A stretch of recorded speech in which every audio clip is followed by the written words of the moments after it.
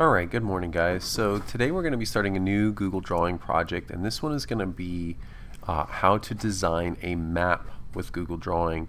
Now this type of map, you can make any kind of map you want. It does not have to be a realistic map. In fact, I find that to be rather boring. So use your imagination. Imagine what your map could be. Perhaps what kind of map would you make if you could design any kind of land that you wanted? Perhaps a land that had your own castle or house or space station or underwater fortress on it. Who knows? It could be an underwater map. It could be a map of space. There are a couple of cool things that you can use here. There is a shape that is in, I think it's in the callout section of the shapes toolbox, that kind of looks like a rolled up scroll, and you can play with it, and that's what I'm doing here. You can see I'm making the scrolls very, very small, and I picked this because, well, you know, old-fashioned maps, they kind of have that scroll look to it. Now what I'm going to do is I'm going to build a little pyramid here. Now remember, you only have to draw things once with Google Drawing, and then once you draw the thing, you can group the shapes and you can reshape it and you can copy and paste it. So all I'm really doing is I'm drawing two triangles right here. I'm drawing a big triangle for the front of the pyramid, and then I'm drawing a little tiny sliver triangle, which is what I have highlighted right now. That's selected that I'm working on. I'm trying to mix a shade color, and this is the side because I want my map to have sort of an isometric harsh angle perspective to it where you can see the depth of each object. And this idea comes from graphic design. If you ever look at maps, like especially if you ever go on vacation, you know how they have all those brochures in the lobby of the hotel or resort that you stay in, and if you look at them, usually there's like a map included, and they're very, very simple little maps, but they're just little graphic, sort of like little graphic drawings. They're probably made with a program a lot like Google Drawing, probably made with Adobe Illustrator, which works just like Google Drawing does. Here what I'm doing is I'm pulling off a pyramid off to the side. You can see I've copied and pasted, and now I have a row of 4 pyramids. And what I'm doing is I'm grouping these shapes and I'm pulling them off to the side so that I can copy them and I can paste them where I want. And then this becomes sort of like a really fun little way to organize the space on the map, where you can have big shapes and little shapes, and you can put them here and there. In a few moments you're going to see me draw a river, so there's going to be sort of like a little pyramid city here in this upper left corner, and you can see I'm making small pyramids and large pyramids. I'm going to duplicate these pyramids again to make yet another row, and I can use the side of my sort of like little drawing area here as a little sketch pad, sort of, to copy and paste and make organized shapes the way that I want before I put them onto my map. So now that I've got a big pyramid here and I've got a couple of rows of little pyramids, those could be like the princes and princesses if this was ancient Egypt. By the way, this isn't supposed to be a map of ancient Egypt. I'm literally just playing with shapes and seeing what I can come up with. I just happen to like drawing pyramids. I think they're fun, and I think they're very interesting to look at, and I think they look cool on a map. And that's kind of like the whole drive here, is just trying to make a map that looks really cool. I just want it to look interesting and cool. So I'm going to, as I continue on to build this little pyramid city, you'll see in a few moments I'm going to get to the river. And the river, I actually use a tool that we haven't used yet. I believe it is the scribble tool that I use to draw the river. And the scribble tool just lets you draw little lines like what you would scribble with a pen, and that allows you to make things like rivers. You can make scribble lines thicker or thinner, so if all you need is a wavy line, the scribble line works just fine. Still working on these pyramids here. Every once in a while that little triangle on the side there detaches from where I want it, and I gotta readjust it. It's a little bit of a pain, but it's not that bad. This pyramid, I'm actually adjusting the angle slightly, so it could be more straightforward rather than kind of to the side. Just trying to change it up, add a little variety in there. You know, in art, we have the principles of design, and one of those is rhythm, and part of rhythm is to use variety, where If you repeat a shape over and over, it's not the exact same shape, and that goes for even structures like pyramids. You don't want them to all be exactly the same pyramid. That would become very boring, very boring. Here comes the scribble tool. So this is going to be my river, and I'm going to change the color, obviously, and I believe I changed the thickness. What's neat about the scribble tool is that it lets you really easily draw lines, and then you can reshape the lines, and they can pretty much go wherever you want them to, and they do retain sort of a shape. They don't go exactly, you'll notice when you start to use it, it doesn't go exactly where you want it to. Sometimes when you finish drawing, the shape adjusts just a little bit. It's a little tributary river coming off there, so we have the main river with little tributaries coming off, and then in each one of these little areas I could put a little house or a little city. And once you felt like you've sort of stretched a shape as far as you can go, then that's when it's time to design something new. And that's kind of why I switched to the river here. So I'm trying to create this little river in front of this little pyramid city down here. And pretty soon, now what I'm doing is I'm making the compass. So that leads me into talking about maps a little bit. You want your map to have all of the conventional pieces of a map. So the compass rose needs to be there, and since we're just making up our own map, you can literally pick whichever direction is north that you want.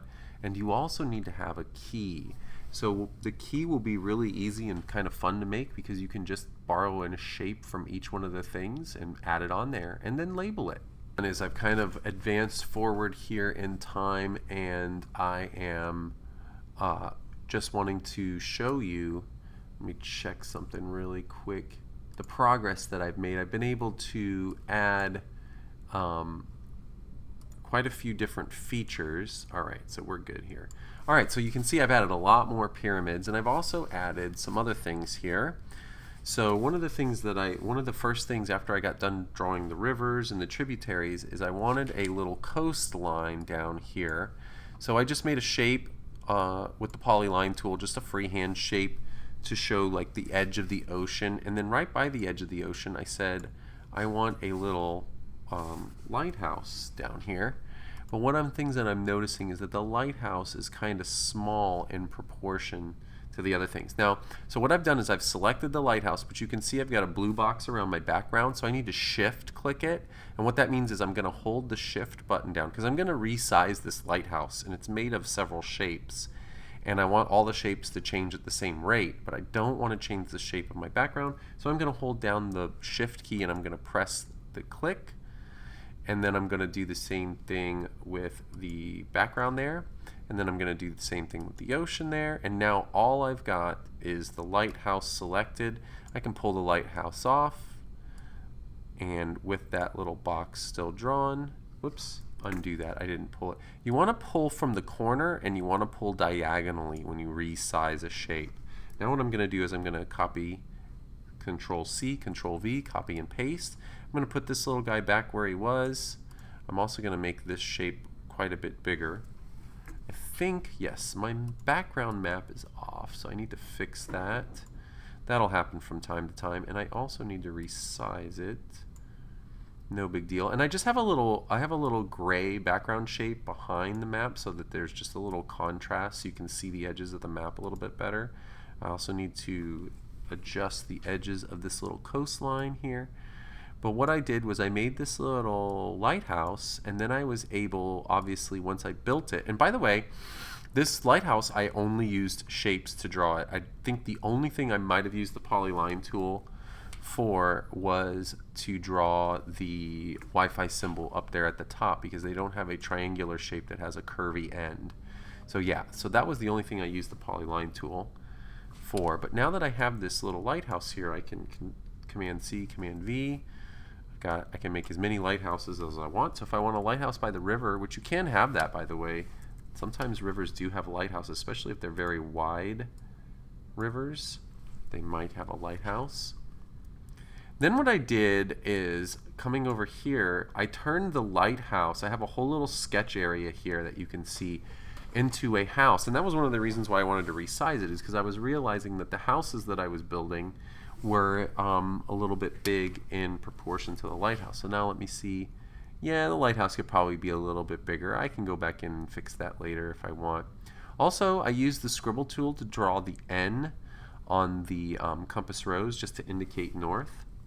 But going back to the lighthouse, so once I built this lighthouse, I realized just by changing some of the shapes a little bit, it would be really easy to turn it into kind of like a cool little house. So all I did was I shrunk the house down a little bit. I moved the antenna over, I rearranged the shapes, and I got rid of some shapes. So it's kind of a weird little house. It's like a little robot technological. Maybe this could be a map of the future rather than a map of the past. Who knows?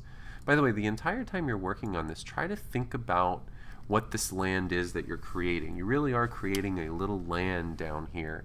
And what is the name of it? You could add a title.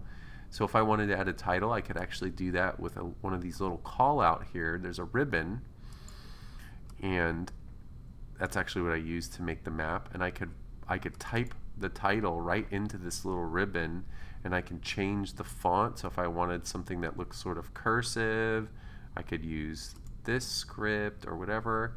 I could change the background color of my ribbon. So if I wanted it to be like bright yellow, it could be bright yellow or whatever color that I want. And I can just sit here and play with it. What are some other things that we can add? Well, if you have a big lake, you could add boats to it. How would I do a big lake? Well, I would just use, you can use the curve tool, and you can use it to actually make shapes just like the polyline tool. So if I want to do a lake, maybe there's a lake down here. Got the curve tool here, and I'm just going to trace out the shape, and now I've got a lake. By the way, you can also, pressing the escape key, I'm in select mode, you can edit your shape. So if you decide that the top needs to be a little bit flatter, you can adjust that. Maybe you need to move it, maybe this little tributary leads to the lake. I could even have more of those. And then I can go in, I can zoom in on my lake, and I can put a little boat down there. I also want to make this transparent border. So let's just make a little boat really quick. We'll just use shapes. It'll be really easy. So let's find a shape in here that kind of looks like the body of a boat. I bet we can find one here. Let's see. That one's pretty close. This one's excellent. So let's do the trapezoid.